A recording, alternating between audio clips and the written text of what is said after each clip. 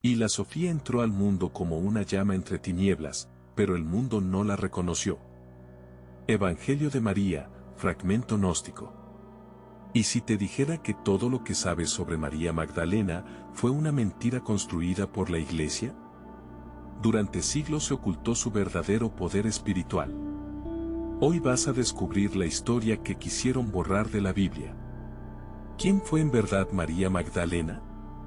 ¿Pecadora redimida, o la legítima depositaria de la gnosis crística? ¿Esposa silenciada, apóstol olvidada, o santa reinventada por siglos de dogma y temor patriarcal? Este video se sumerge en los textos ocultos, los símbolos perdidos y las hipótesis que incomodan al poder religioso.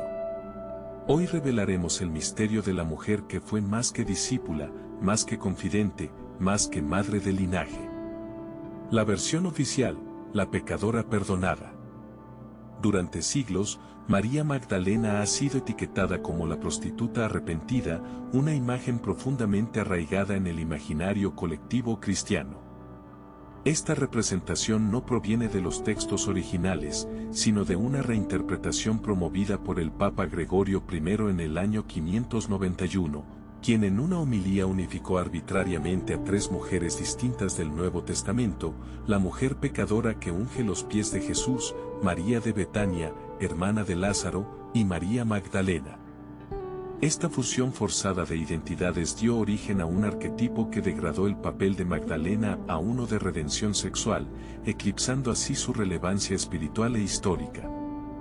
Al vincular el pecado exclusivamente con la sexualidad femenina, se instauró una visión misógina que persistiría por siglos, impidiendo que el legado gnóstico y apostólico de Magdalena fuera reconocido y valorado como merecía. Desencajando las piezas del relato.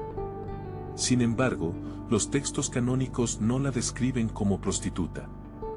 En el Evangelio de Lucas se afirma que Jesús la liberó de 7 demonios, una frase que ha sido interpretada por estudiosos no como una alusión literal, sino como un símbolo profundamente enraizado en las antiguas tradiciones místicas. En las escuelas esotéricas y gnósticas, el número 7 representa las pasiones o defectos del alma que impiden su ascenso hacia la plenitud espiritual: orgullo, ira, envidia, codicia, pereza, lujuria y gula. De este modo, la expulsión de los 7 demonios puede entenderse como un proceso alquímico de purificación interior, un rito de paso hacia un estado superior de conciencia. Tal interpretación sugiere que María Magdalena fue iniciada en los misterios del espíritu, y no simplemente curada de una condición física. Este evento, lejos de estigmatizarla, la coloca como una figura clave de transformación interior, una mujer que atravesó su noche oscura del alma y emergió como vehículo de sabiduría y revelación. Magdala y el poder femenino marginalizado. Magdala, su ciudad natal, era un centro comercial próspero ubicado a orillas del mar de Galilea, conocido por su producción pesquera y comercio textil. La arqueología ha revelado vestigios de sinagogas, mosaicos y una red urbana avanzada, lo que indica que sus habitantes vivían en condiciones relativamente opulentas. Esto sugiere que María provenía de una familia acomodada y culta, lo cual contrasta drásticamente con la imagen de marginación que se le atribuyó siglos después. ¿Por qué creen que una mujer con estas características fue representada durante tanto tiempo como una pecadora arrepentida? Su capacidad para financiar el ministerio de Jesús y su presencia constante a lo largo de su predicación evidencian un nivel de autonomía inusual para una mujer del siglo I. Lejos de ser una figura pasiva, Magdalena encarnaba el modelo de la mujer libre e instruida, una que participaba activamente en la transformación espiritual de su entorno. Este perfil resulta coherente con los atributos que más tarde le serían reconocidos en los textos gnósticos: portadora de sabiduría, consejera del Cristo y heredera de una tradición esotérica que sobreviviría veladamente a través de los siglos. ¿Qué nos dice esto sobre la diversidad de perspectivas dentro del cristianismo primitivo? La esposa del Mesías, entre papiros y censuras. En 2012, el llamado Evangelio de la esposa de Jesús provocó un revuelo global al contener una frase en copto que aludía directamente a Jesús diciendo: mi esposa. María. Aunque más tarde se declaró un fraude, el debate que suscitó no era nuevo. ¿Por qué creen que este tema genera tanta controversia aún hoy? La posibilidad de que Jesús hubiera tenido una esposa, y que ésta fuera María Magdalena, se encuentra también en textos gnósticos como el Evangelio de Felipe, descubierto en Nag Hammadi. Este texto menciona que Jesús besaba frecuentemente a María Magdalena en la boca y la llamaba su compañera, koinonos. El término griego, koinonos, no solo implica una cercanía afectiva o espiritual, sino que también podía referirse a una unión marital en los contextos del siglo I. ¿Cómo cambia nuestra visión de Jesús si consideramos la posibilidad de que haya vivido el amor humano y espiritual de forma integrada? Esta referencia, situada junto a pasajes donde los discípulos expresan celos por la atención que Jesús le daba, refuerza la hipótesis de que Magdalena ocupaba un rol relacional y teológico privilegiado. Más allá del vínculo romántico, se perfila una alianza espiritual donde ambos encarnan una unión sagrada, eco de los antiguos hieros gamos, matrimonios sagrados, practicados en las tradiciones mistéricas del cercano Oriente. En esta lectura, la relación entre Jesús y María Magdalena no solo sería íntima, sino también sacramental y profundamente iniciática. ¿Estamos preparados para considerar la posibilidad de que lo divino se haya expresado también a través del amor humano? Evangelio de María, el texto silenciado. El Evangelio de María, excluido del canon y conservado parcialmente en papiros del siglo III, muestra a una Magdalena revelando enseñanzas profundamente espirituales que desconciertan a los otros apóstoles. En un pasaje clave, Pedro expresa su incredulidad ante la autoridad espiritual de una mujer, manifestando abiertamente su duda: ¿es que realmente habló en privado con una mujer, sin que nosotros lo supiéramos? A lo que Leví responde con firmeza: si el Salvador la ha hecho digna, ¿quién eres tú para rechazarla? Este fragmento revela un conflicto teológico y de poder que se gestaba ya en los primeros siglos del cristianismo. María Magdalena es presentada no solo como una discípula privilegiada, sino como transmisora de una gnosis interna, una sabiduría silenciosa recibida directamente del Maestro. ¿Qué tipo de conocimiento se considera válido en las tradiciones religiosas? ¿El que se transmite desde la experiencia o el que se impone desde la estructura? En contraste, Pedro representa la autoridad eclesial emergente, jerárquica y externa, basada en la tradición y el control institucional. La tensión entre ambos simboliza la lucha entre dos visiones del cristianismo, una inclusiva, mística y horizontal, donde la iluminación era individual y femenina, y otra excluyente, dogmática y patriarcal, que terminaría consolidándose como ortodoxia. En esta clave, Magdalena no es una seguidora secundaria, sino la portadora del legado espiritual más íntimo y revolucionario de Jesús, cuya voz fue sistemáticamente acallada para mantener el dominio de una estructura religiosa masculina. ¿Qué voces siguen siendo silenciadas hoy en nombre del orden, la tradición o la autoridad? Francia, la cueva y el linaje. La tradición esotérica sostiene que María Magdalena, tras la crucifixión de Jesús y la dispersión de sus seguidores, emprendió un viaje hacia la Galia, específicamente hacia la región que hoy conocemos como Provenza, en el sur de Francia. Según estas narraciones, no fue sola, la acompañaban su hija Sara y un pequeño grupo de discípulos, entre los que se menciona a Lázaro y Maximino. Una barca sin velas ni timón los habría llevado, guiados por la providencia, hasta las costas de Marsella. Allí, según las crónicas medievales y las leyendas locales, Magdalena inició un periodo de predicación activa y conversión, difundiendo una versión mística y profunda del mensaje de Cristo, centrada en el amor universal y la divinidad interior. Con los años, abandonó la vida pública para retirarse a una cueva en lo alto de las montañas de Sainte-Baume, donde se dice que vivió los últimos 30 años de su vida en profunda contemplación, oración y éxtasis espiritual. Este retiro, descrito como una forma de ascetismo elevado, la conectaba directamente con los antiguos eremitas y místicos del desierto. En este relato, su hija Sara es presentada no solo como una heredera biológica, sino como un símbolo viviente del linaje crístico, entendiendo el Santo Grial no como una copa física, sino como el portador del código sagrado de la sangre, el receptáculo de la descendencia divina. Esta interpretación transforma radicalmente la noción del Grial, de reliquia a matriz viviente de una espiritualidad que desafía el patriarcado y devuelve al cuerpo femenino su centralidad sagrada. La arqueología del escándalo.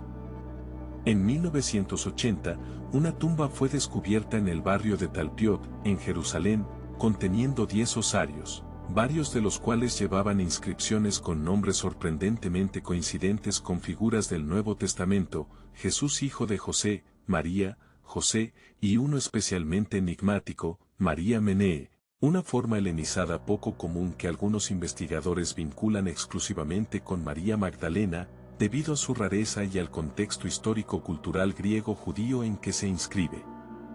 Otro osario llevaba la inscripción Judá, hijo de Jesús, lo que desató una avalancha de teorías sobre la posibilidad de un linaje familiar del Nazareno. ¿Estamos preparados para imaginar a Jesús como parte de una familia humana, no solo divina? ¿Qué cambiaría eso en nuestra relación con su figura? El video The Lost Tomb of Jesus, producido por el investigador Simcha Jacobovici en colaboración con el director James Cameron, propuso la idea radical de que esta era la tumba familiar de Jesús, argumentando que la probabilidad estadística de que todos esos nombres coincidieran en una misma tumba era extraordinariamente baja sin una conexión familiar directa. Aunque la comunidad arqueológica ortodoxa rechazó mayoritariamente la teoría, argumentando que los nombres eran comunes en la época, el hallazgo reavivó los debates sobre la historicidad de Jesús, la figura de María Magdalena y la posibilidad de una línea genealógica real. ¿Qué pesa más para nosotros, la verdad histórica o la verdad espiritual? ¿Pueden convivir sin anularse?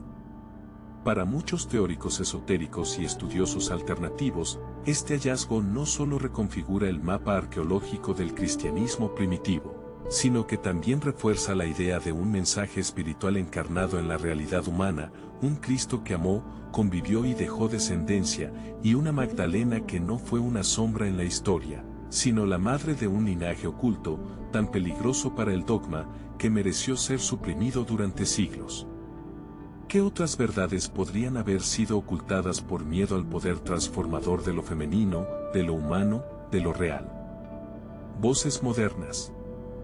La historiadora Karen Kane, catedrática en la Universidad de Harvard, fue quien inicialmente presentó el llamado Evangelio de la esposa de Jesús, un fragmento de papiro en copto que contenía la polémica frase: Jesús les dijo, mi esposa. Aunque este texto fue más tarde retirado del ámbito académico por dudas en su autenticidad, el impacto de su presentación abrió un debate global sobre el papel real de María Magdalena en la vida de Jesús. Más allá del texto específico, la obra de King ha sido fundamental para el resurgimiento del interés en los textos gnósticos, especialmente en aquellos que muestran a María Magdalena como una figura de autoridad espiritual y no simplemente como una seguidora. Michael Haag, autor de La búsqueda de María Magdalena, sostiene que la figura de Magdalena fue sistemáticamente excluida por representar una amenaza directa al monopolio masculino del poder espiritual. Según Haag, su imagen fue deliberadamente transformada por la Iglesia primitiva, no solo para disminuir su papel apostólico, sino para evitar que emergiera como una alternativa femenina de liderazgo espiritual. En sus investigaciones, Haag relaciona esta exclusión con un patrón más amplio de represión del principio femenino en las religiones patriarcales, lo que sitúa a Magdalena como símbolo de una sabiduría ancestral que fue suprimida pero nunca extinguida. Filosofía esotérica, gnosis y divinidad femenina. En la tradición gnóstica, la divinidad se manifiesta en un equilibrio cósmico entre dos principios fundamentales: Sofía, la sabiduría divina, principio femenino generador de vida y revelación, y el Logos, el verbo o razón divina, principio masculino que ordena y transmite. Sofía, al descender al mundo material en un acto de compasión y anhelo de redención, encarna el drama de la caída y la necesidad de retorno al uno. Dentro de esta cosmovisión, María Magdalena es vista como la manifestación terrenal de Sofía, no solo por su rol como portadora de gnosis, sino por su capacidad de reconciliar la carne y el espíritu, lo humano y lo divino. Magdalena, entonces, no solo representa una figura histórica, sino un arquetipo cósmico, la sabiduría encarnada, exiliada del templo patriarcal, pero nunca extinguida. Su presencia en los textos gnósticos revela una feminidad sagrada que guía hacia el conocimiento interior, que no requiere de mediadores ni jerarquías, sino de una experiencia directa con lo divino.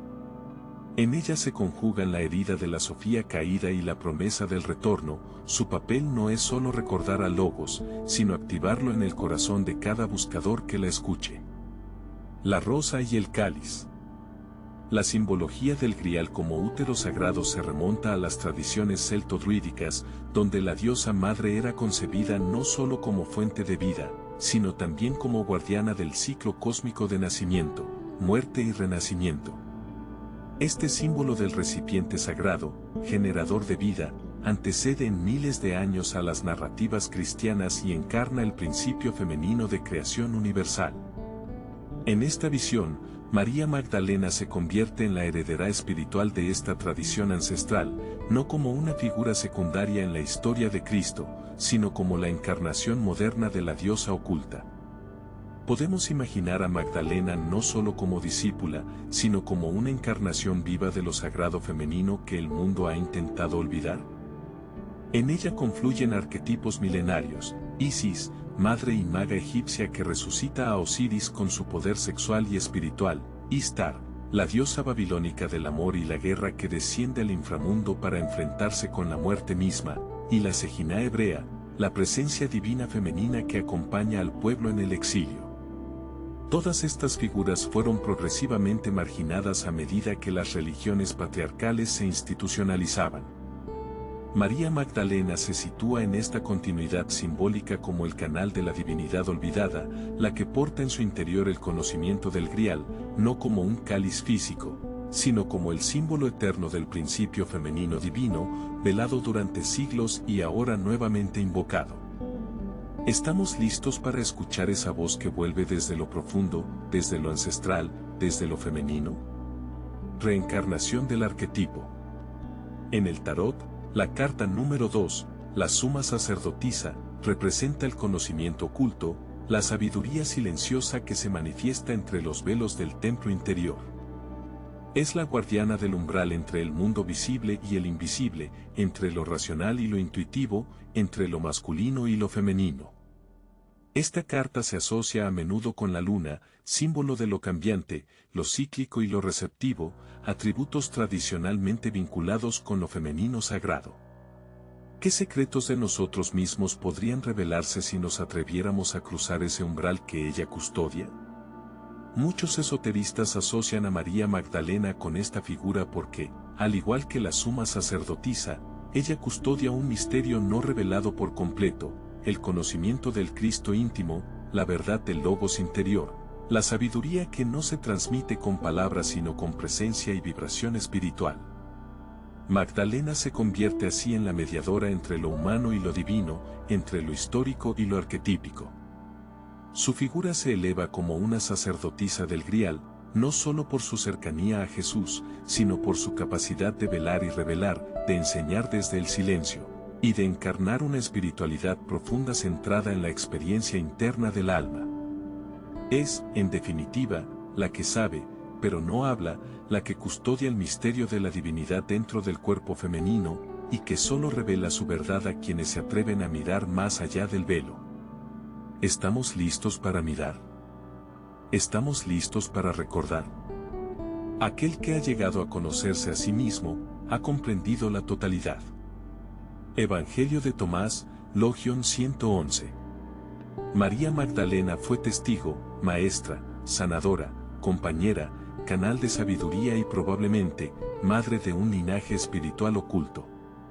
Fue la depositaria silenciosa de un conocimiento sagrado que traspasaba los límites de la teología institucionalizada.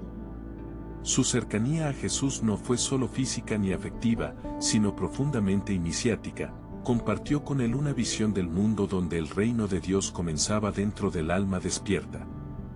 ¿Por qué su voz fue silenciada? Porque su mensaje era emancipador y transformador. Porque encarnaba una divinidad femenina que aún hoy incomoda a las estructuras de poder basadas en el control y el dogma. Porque su sola presencia recordaba a la humanidad una verdad peligrosa, que la conexión con lo divino no necesita mediadores, sino solo la apertura del corazón y el despertar de la conciencia. Hoy, como humanidad, tenemos una oportunidad histórica, reintegrar su figura, no como pecadora redimida, sino como portadora del Logos y la Sofía, la rosa y el cáliz, la que llevó la llama viva del conocimiento a través de las sombras del tiempo. ¿Estás listo para recordar lo olvidado? Para sentir lo que siempre estuvo en ti, esperando a ser redescubierto en el santuario de tu propio ser? Si este viaje te ha tocado el alma, dale me gusta, suscríbete, comenta y comparte. Comparte con quienes buscan la verdad más allá del dogma. Cuéntanos en los comentarios, ¿qué piensas tú sobre el verdadero rol de María Magdalena? ¿Crees que es tiempo de rescatar el sagrado femenino?